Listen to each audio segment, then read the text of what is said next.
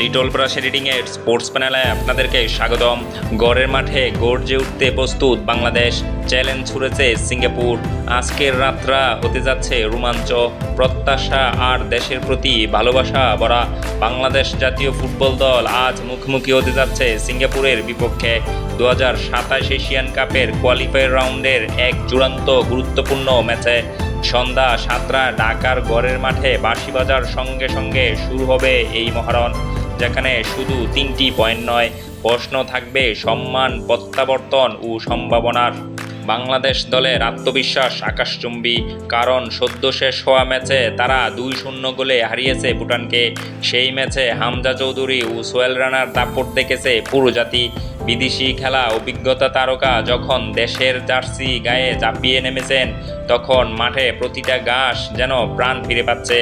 সৌমিত সোম, জামাল ভুঁইয়া, রবিউল হাসানের নেতৃত্বে এবার বাংলাদেশের মাঝপথে গতি, দৃষ্টিভঙ্গি আর টেকটিকস এর অপূর্ণ সমন্বয় গড়ে তুলেছে।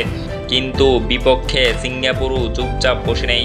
সাম্প্রতিক মালদ্বীপকে 3-1 গোলে উড়িয়ে দিয়ে তারা প্রমাণ করেছে তাদের দলে আক্রমণের গতি ও গোলের ক্ষুধা দুটোই আছে।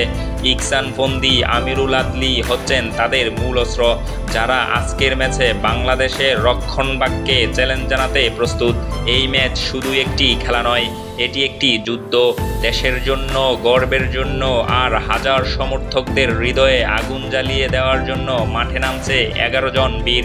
হাজারো দর্শক গ্যালারিতে গলা ফাটাবে, আর লাখো মানুষ টিভির পর্দায় চোখ রেখে অপেক্ষা করবে শুধুমাত্র একটি মুহূর্ত, যখন বল জাল জড়াবে, তখন গর্জে উঠবে সারা দেশ। সন্ধ্যা 7টায় জাতীয় স্টেডিয়াম ঢাকা মঞ্চ প্রস্তুত, উত্তেজনার শেষ নেই। এখন শুধু অপেক্ষা, মাঠে শীঘ্রই বাঁশি বাজুক আর আমরা চিৎকার করে বলি, চলো বাংলাদেশ।